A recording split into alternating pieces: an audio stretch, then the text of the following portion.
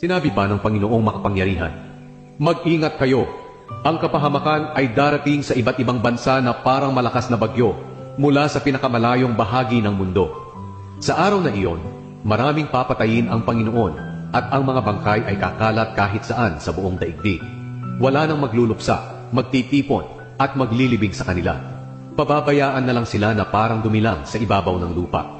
Kayong mga pinuno, umiyak kayo ng malakas at gumulong kayo sa lupa dahil sa kalungkutan, sapagkat dumating na ang araw na papatayin kayo, katulad ng pagkatay ng tupa. Madudurog kayo na parang mamahaling palayok na nabasag. Wala kayong matatakbuhang lugar at hindi kayo makakatakas.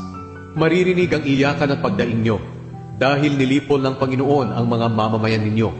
At dahil sa matinding galit ng Panginoon, magiging disyerto ang saganang pastulan. Ang Panginoon ay parang leon na lumabas sa yungib nito para maghanap ng masisila. Magiging mapanglaw ang lupain nyo dahil sa pagsalakay ng kaaway at dahil sa matinding galit ng Panginoon."